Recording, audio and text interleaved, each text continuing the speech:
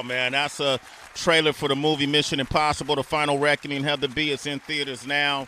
And part of what makes it special is the final reckoning. Yep. Of this series, and starring Tom Cruise, who is the biggest movie star on the planet. Yes, sir. And has sustained that status for over the decades. When Tom Cruise makes a movie, the industry shifts. So anyone who has the opportunity to work with Tom Cruise is in a fortunate space. Yeah. Right? Not only is he an outstanding actor, but he's also an outstanding businessman, visionary, mentor, director, producer. He does it all. He's a savior. He saved you. Oh, What yeah, do you that mean? is. Come on, is that necessary? We're going to bring that up It right is. now? I think you have to put it in full perspective. You're giving this intro, but you got to give some proof. Okay, well, I'm going to give the proof, but I because we got a young man that's sitting right next to me who's actually had a chance to experience some of the similar energy that I experienced from Tom Cruise, and a lot of people may have seen him in Woke, back in the day, almost 10 years ago. Controversy, Tales from the Hood. He's done a lot of different projects, been on a lot of platforms, Grey's Anatomy. Give this man a round of applause as I say these things. Getting a check. Okay, Top Gun Maverick. Give him a round of applause as I say these things. Mission Impossible, Dead Reckoning Part 1, and Mission Impossible, The Final Reckoning. Give it up for the one and only, formerly known, can I say that? Go ahead, you can say it. Formerly known as Greg Tarzan Davis. Give it up for Tarzan. Hey. Yeah, man. You make me sound as good as Tom Cruise. Thank you, dog. Well, Appreciate that. Yo, I got you, bro. Come on, man. Because when I watch you on these huge platforms, being a part of these colossal projects, I couldn't help but wonder, where is this young man from? What is his story? And what it must be like to work with one of the biggest movie stars that the industry has ever seen. So I want to say congratulations to you. Yeah. Because you rise to the occasion every single time, man. Absolutely. Welcome to the show, bro. Welcome to the show. Man. Come on, man. How you feeling? Man, Come on. Look, I'm feeling great. This is one of the shows, and there's so many more. Like, my life has changed since I entered this industry. Industry that people say is hard to crack into, but I've managed to do it, with the grace of God and the hard work that I put in. But I've been able to do things like this, go on Sway in the freaking morning. Come on, you know man. what I mean? Come on, And experience these experiences that I've watched and I've listened to as a child. So this is like a surreal experience. I'm really sitting there pinching myself to be real with man. you. So you grew up watching the show. Hell yeah. Wow. We Hell got another yeah. one, Heather B. Yes. That's bananas. Me and my friends, we used to put the freestyles on, obviously, and we used to, man, hold on, we gotta spit something, you know what I mean? That's what y'all used to do? Yes. Wait, y'all would watch the freestyles and then you felt like you had to spit. Yes. I think we got a hyena up in here, John Matthews. Drop a beat on him, John. That's why Drop he a beat got on him. Tarzan. Let's see. Oh, right now. Yeah, man. Oh, I was. Yeah, man. Come on. Warm up. Don't warm it up, homie. You know what Welcome we to do the here. Valley of the Hyenas. My name is Greg Davis, but they call me Tarzan. Yes, I am the man. I ain't playing. Here's the plan. I decided to be an actor. I went from being a teacher, and now I'm making money, and yeah, it's getting greener. I'm going to the top. I ain't looking down. Paramount, I'm climbing a mountain, and I'm making lots of sounds. I'm on Sway in the morning. I'm really not a rapper. I can act like if you give me the role, I'm getting clapper. Hold on, man. Wait, hold on. Freestyle. Wait, hold on, wait. freestyle. We about to. I gotta keep going. Oh, No. Real up. No, wait, no, man, hold on. Give me some. Wait, look. One of my favorite rappers is Kevin Gates. Give me a Kevin Gates. Wow. Give me a Kevin. Wait, no. We in Cali. We ain't Cali, right. You can't just pick beats. Homie. Let me This start ain't that. how Slow that down, works. bro. No, wait, hold on. Man. Wait. You said you been watching. You ain't gonna come up here and pick the beat. I can't. I can't. My bad. I can't. Look. He was flashing back to when he was 13. I was like, look, put some turn the TV on or something like that. We in Cali. We get some Kendrick Lamar or something. I want to hear that. Look, see if you can find that. Turn the TV on. We'll talk. DJ, you supposed to have that on deck. You talking about the DJ? Yo, Tarzan came in swinging. Yo, he living You his 13 years right here. He getting it right. I'm not mad at you, T. Hey, man. I ain't mad at you. He living it out. Well, let's ask him why the DJ that you ordered to get you a beat gets that beat. The side of fries. And a milkshake. Right. This dude just come in here. Order it. All right, let's start with your name. Uh-huh. Okay, I said formerly known as Greg Tarzan Davis, which probably is the name on your birth certificate, Greg Davis, I'm assuming. Yeah. Okay, Tarzan. Now, we know Tarzan from, the movie series and cartoons, so on and so forth. Where did you adapt that name? So, look, I used to have long dreads. Like you had locks. Yeah, I had long, all the way down. Look about this dude, man. Right there. Come on, man. There. I knew it was something. Yeah, and man, I was a out of pocket child. I would say I gave my mom and my family little, problems and stuff like that. Yeah, I was a wild child. What's an example of wild? It was we're not gonna relive the past. I mean, I just so happened to get into stuff. What the PG version is, I used to just climb on stuff and wild out, and they were like Tarzan, yada yada yada, because I resembled them and stuff, and then it just stuck. So I was like, man, I'm about to get into this acting industry, and I need to stand out. Greg Davis. I was like, who the fuck is Greg Davis? Yeah. And I was like, all right, look, I'm gonna make it Greg Tarzan Davis, and that's the professional, but I go by Tarzan. Tarzan, okay, man. Okay. That sounds like a porn name. That's what I was saying. How you doing, man? Right, what are you swinging? I know you're an actor, Damn. Let me stop. No, your publicist is turning cherry red right now. She'll come in here right now, cut the interview. Nope. And she can't do that here. Look, she be in there. Why, Sway? Why? Oh, that's How? the The how? That's the why. remix. I like the why. Why, Sway? Not even how. Why?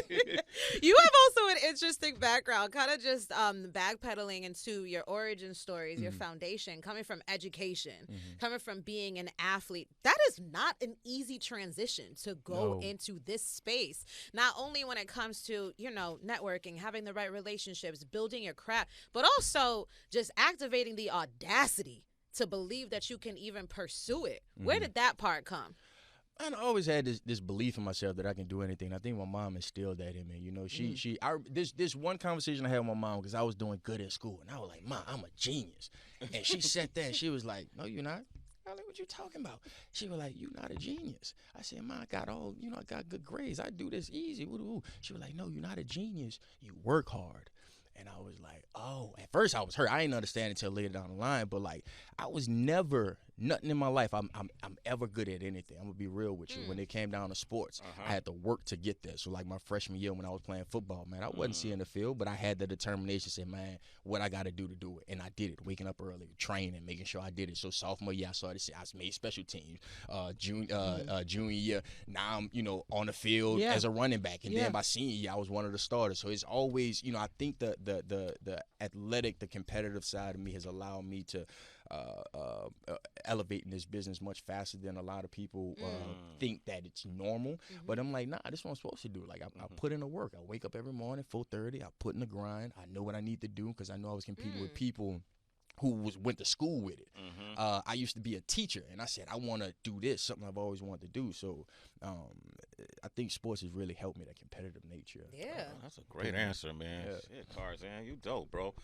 Well, how old were the students you taught? What is first grade? 5 years old? First grade students. Yeah, well, you were in agreement with the curriculum that the school offered?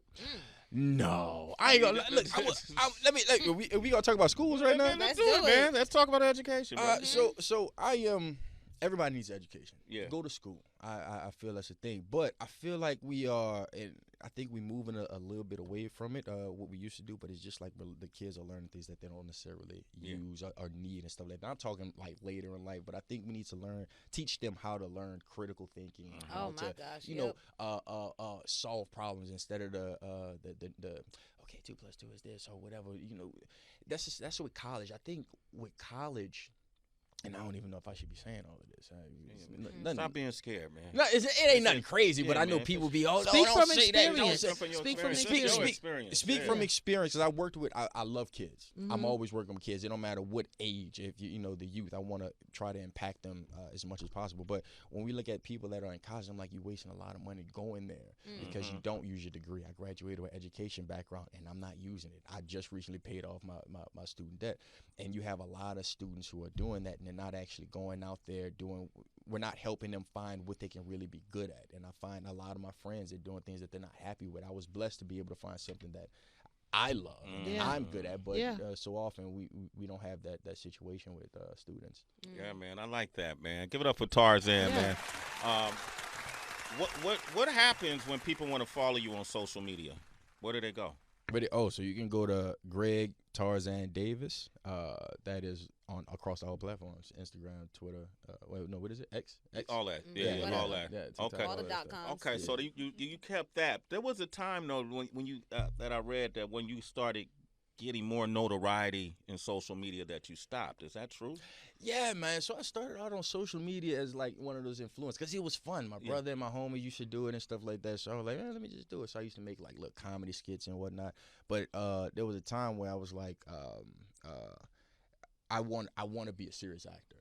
And I felt that me doing these social media things, I didn't want to be taken as like, oh, he's a social media person who became an actor. I'm like, no, I'm pigeonholed. Yeah, I'm like, no, I'm a real life actor, and I want to show people that. So I was like, let me just stop with all this stuff. I took everything down, try to do this little revamp of who people saw me as, and now I'm in a spot as an actor. Yeah, man. I like this, man. This is Tarzan. I'm trying to get used to saying your name, bro. You said you was going to go with T. I was going to go with T. I just said I was going to say T. I got T, Tarzan, all that. Yeah? Yeah, go ahead. You do all that? Yeah. Okay, because, Tarzan is, I could work on it, man. Man-to-man Tarzan is a little uncomfortable for you? Yeah, I get it. No, Man-to-man Tarzan? I can't even be mad at you. Man, fuck that Tarzan. What the hell? I can't even get mad at this what guy, the hell? Man. Yo, man. But so let me tell you about my experience with Tom Cruise, right? Working for him. I worked for MTV for like 20 years, right? And that's when I had the locks and everything. And one of the things I did is I covered one of the movies he had done, right? And it wasn't War of the Worlds. I can't remember the exact movie. But they had us go to, before interviewing him, he chose me to interview him. And then the next day, we did the shoot. And, it was us racing on the racetrack. I'm racing Tom Cruise on the racetrack with a camera on a gas tank. And I'm following him around. I got the locks, so the locks are flying. I'm looking like a model. You looking like Tarzan. I'm looking like Tarzan, right? And eventually, Tom was like, "Yeah, come on, Sway, let's go." And gassing you. I thought I was in the movie, bro. And so I hit a corner. I crashed. I crashed his bike. Flipped over 7 times. 7 times. Yeah, MTV did a whole diary about me and Tom Cruise over it, right? And then he took me in a 2-seater airplane that he was flying, a World War II 2-seater plane, and did some loop-the-loops and some nose dives, all this different stuff. But when I crashed, the thing that stood out about here's the thing. I crashed. I hit the helmet was crushed, right? Tom came up to me and says, "Bro, stop the cameras. And he grabbed me by my shoulders and looked me in my eyes. "Are you okay?" And I was like, "Yeah, man, I'm a little woozy." "No, are you okay, Sway? Are you okay?" Yeah, Tom, I'm a little woozy. "Are you okay?" He really cared, bro.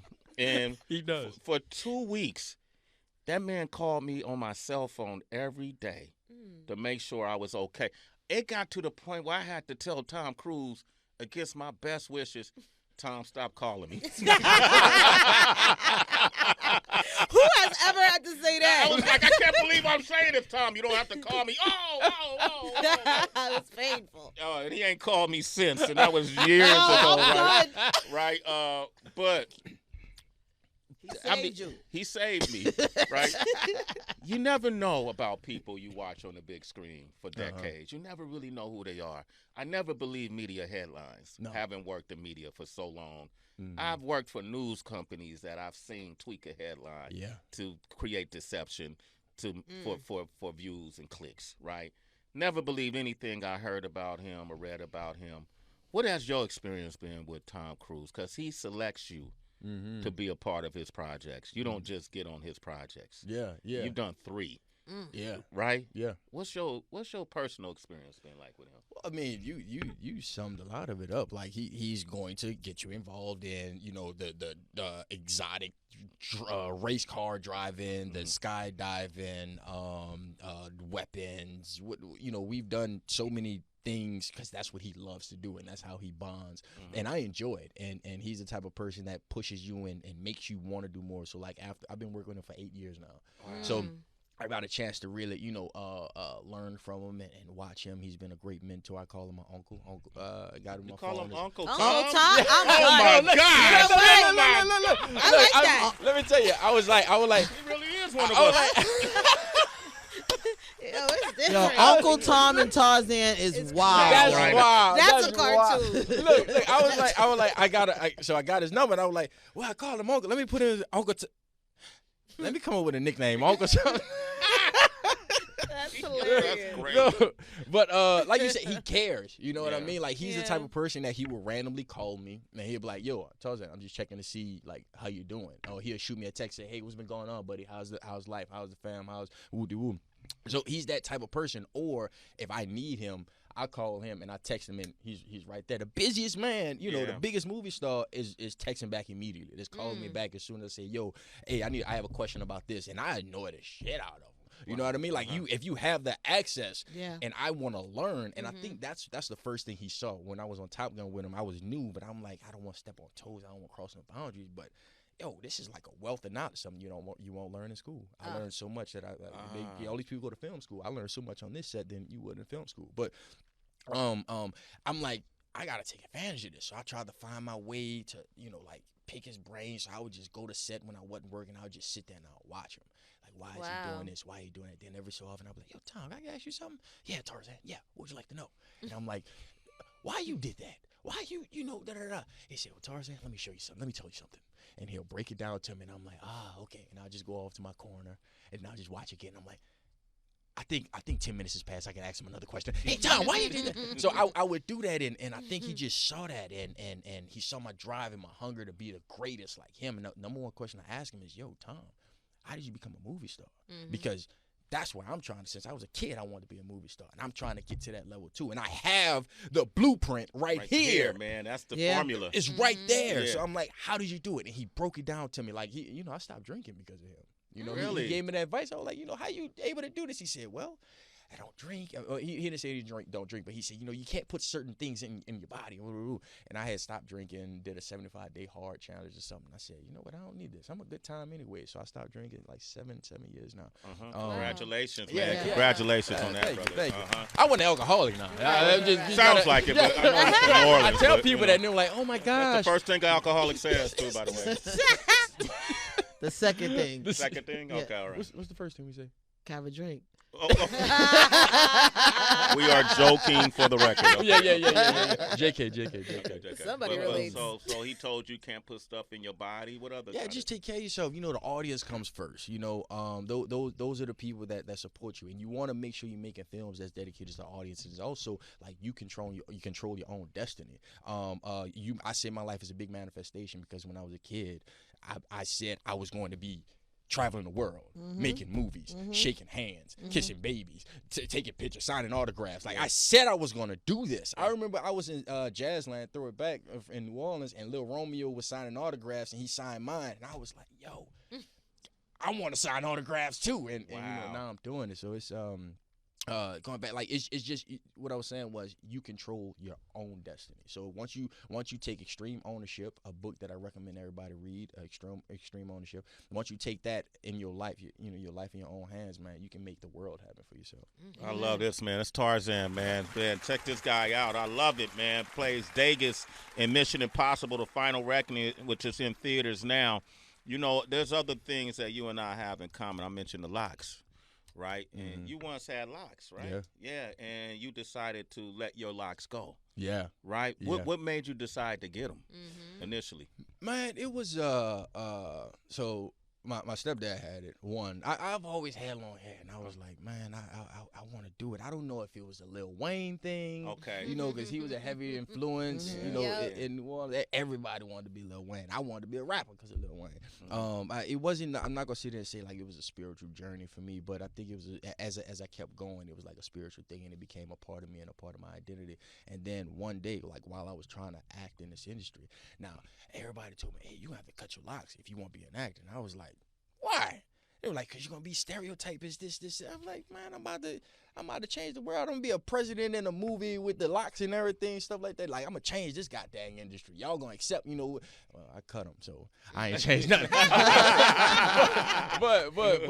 I was like, it was just one day, you know, I've always been able to sleep with him, and one day I couldn't sleep with him. I was like, what's going on? Like, why am I struggling with sleeping with him? And this was like a week, and then one day I said, yo, I think it's time to cut it, because I was already battling like, should I cut my hair or not, you know?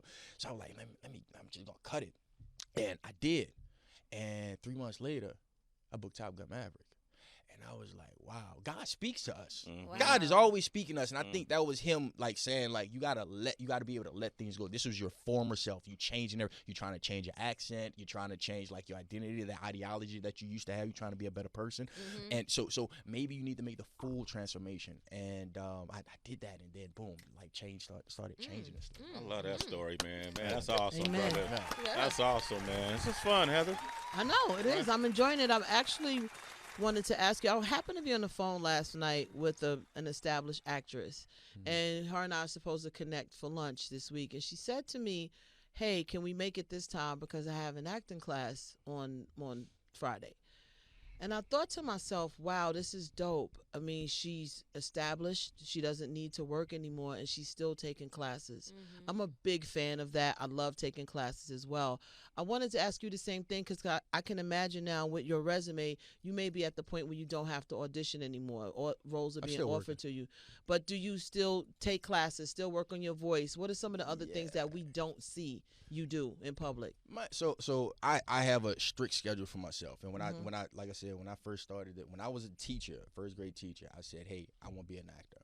And I went on YouTube and I said, man, what do I have to do to become an actor? And I learned that actors spend 12 hours a day on set. So I was like, all right, I got to make a 12-hour day for myself so I can be able to build a stamina. So I wake up at 4:30 every morning still to this day, and I'm working until like 4 or 5 o'clock in the evening.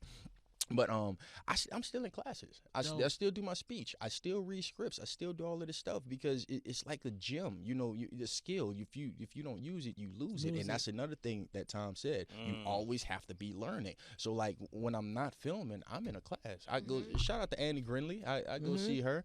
I have this actor group that we meet every Thursday night, and we put scenes up together, and that's where I love this so much that I'm willing to do it all day, every day. I was just with my stylist, and say his name, man. Jared. He don't want to be an actor. But his partner was trying to be an actor, and he has this audition Saturday, is it? I think. And I was like, yo, come on, we doing a fitting, and I'm helping him with his monologue because I love this stuff. You know what I mean? So any chance I can do it, I want to do it. So she's doing the right thing. And that's why she's established. Right. A lot of people feel like, yo, I made it. I don't need that. I don't need to practice no more. Yeah, you do. Absolutely. Yeah, Practice? Practice? What practice? I'm gonna say that. Hold on, let me say this on air. Ryan Coogler. Yes.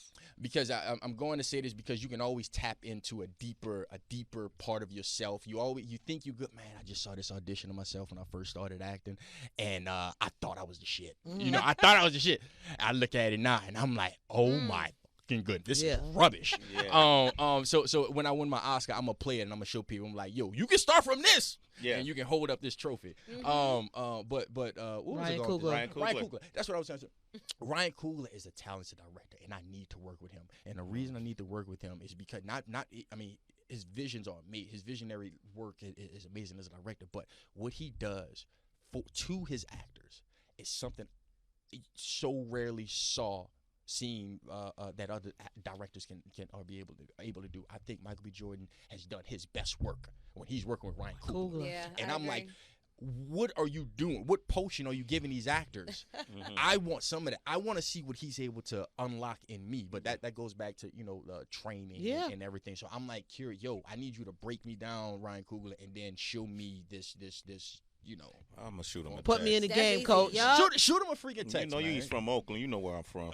Yeah. Town business. I love that, and I think it's so necessary when people see this conversation. I mean, they're listening live now, but when they see you say that, it will validate so much. You know, you have to put the work in, and I'm proud of my friend and for doing it as well still, and she doesn't have to. But thank you for confirming that, for real. Yeah, we got Tarzan in the studio. You can follow him at Greg Tarzan Davis on social. Tracy G. Tarzan, so does that mean that are you game to any and all types of scenes? Because you know that there are some thespians that are like, you know what?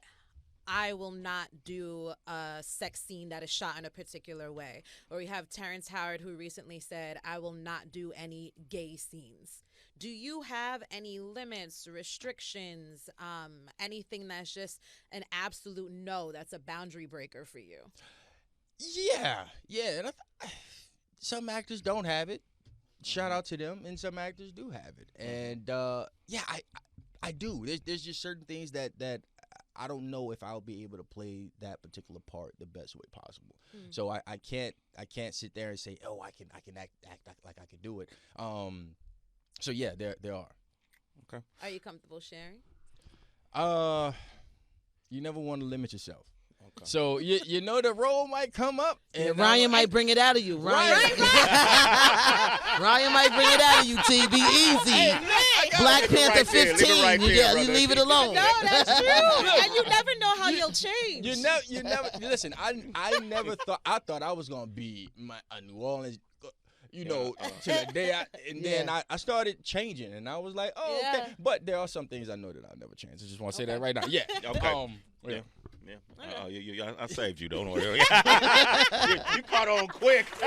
You went, yep. Okay. Thanks, Sway. Shit. Got that video traded down. Been watching you since a kid, bro. Help me out here. Why, Sway? Why? He remixed the house. Like, I love it. I'm like, why? It's like I just see your publicist. Why? Why? What a world. Bro, you were doing stunts and fighting on a train, right? Yeah. 60 miles an hour. Was Yeah. it really moving that fast? It was really moving that fast. Wow. Yeah. It's so what I like about what I didn't realize, what I like about, making movies and doing them with Tom is like everything's so practical. And you can see it when you watch these certain films, and you watch a film like I would say we did Top Gun Maverick, and we're inside the jet, and Tom was like, I need to show people that we're in these jets. How can we do it? So, this like how close we are in our face. You can see the distortion in our face. And then you watch another movie that had jets in it, and they were like, I'm pulling G's, and it doesn't have the same thing. And you kind of like, okay, that's cute. But when you're watching Top Gun, you're like, oh, this, you feel. And I think that's why people love his movies so much, because they know the authenticity. Did you have a stunt double? I don't think Did I have a stunt double? No. So I am my stunt double. I'm my own doppelganger. I do this on my own. Now, come on, huh? No, so you didn't have a stunt double? No, I don't think stunt doubles are allowed on Tom Cruise's set. Oh my God. You do it. Well, none of us have ever had one. Not to say that he wouldn't let it, but I think we're all just like, yo, this man is hanging from the wing of a plane. Yeah. I can jump through a glass window on a cushion. You know what I mean? Yeah. So you just have that type of confidence. Oh, his word is like, be competent. And you train, like you said, you trained before you got on, and he's going to train the minor details. And it's like, okay, let me tell you this. I was reading this book, the Kobe Bryant book with Tim Grover. I can't think of the name of it. Help me out. Somebody know it? Somebody know it? God damn. I knew it before you said that. I thought it was Mamba Mental, but it's not. No. Anyways, he talks about how he trained Michael Jordan, Kobe Bryant, and all this stuff. And he makes this. I'm working with Tom at this time on Top Gun. I just started working with him. And you hear all of these like inspiration. You listen to it on YouTube and stuff like that. And it's like, wow, that's so cool. But you see it from a distance. And I'm reading this book as I'm working with Tom, and what he's describing, I'm watching Tom do. And I'm like, oh, I'm getting like the play-by-play, like feedback. This is it. It's like 3D. This is how you do it, and I think witnessing that in person has really been like a transformative thing for me in my life and in my career. You're an amazing individual, man. It's good to have you on this Thank show, you, bro. man. I find you to be extremely interesting and resolute in who you are and open as far as evolution goes, man. And I appreciate that, being from New Orleans, right? Yeah. You know, and I got to ask you, though, who do you think is the most, from the music perspective, who was the most influential, what was the most influential movement that came out of New Orleans? We got D1 right now. Killing it. Okay. Shout out to D1. Okay, you got No Limit. Of you know, course. Master P. Yeah. You know, you got Cash Money. What for you personally? What was the most influential music movement that impacted you? We take it over from the 99 to 2000. That shit still. You hear that? Boom. You know, you hear that, you just run to the dance floor. I mean, everybody wanted to be a hot boy. I was a hot boy. I like I'm high. That one that don't tell me to stop, back it up. I was, you know, I had the red bandana around. I was always taking off my shirt. I was in my beard, and I'm just walking like, you know, that was it. I think that was the hot boy. But did Wayne make people, like, I would imagine Wayne made you feel like, yo, there's a better life out here. You know what I mean? New Orleans always had, you know, a lot of struggle, but to see him succeed like that at such a young age, did it? It was a weird thing. Like, let be real with you. Like, you know, Wayne, this was this thing, and I was still young, but, you know, Wayne moved to Miami, and everybody was like, man, he don't care about the city. He don't care about the city. And, you know, I just played until like, oh, man, Wayne, you know, da-da-da-da.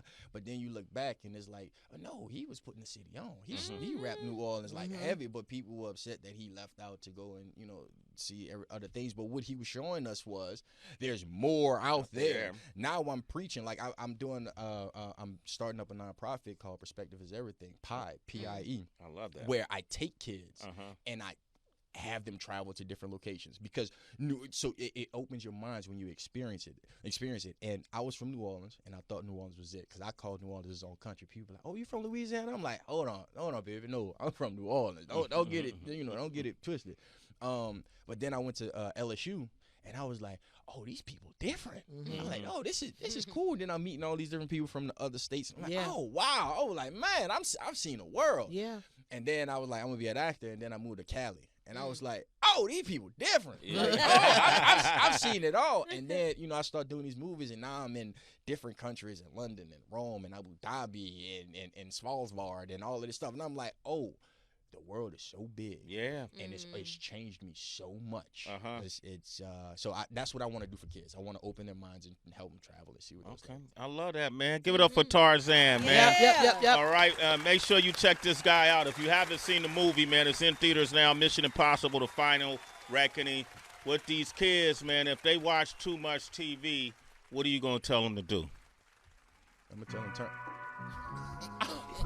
Oh, we got a hyena up in here.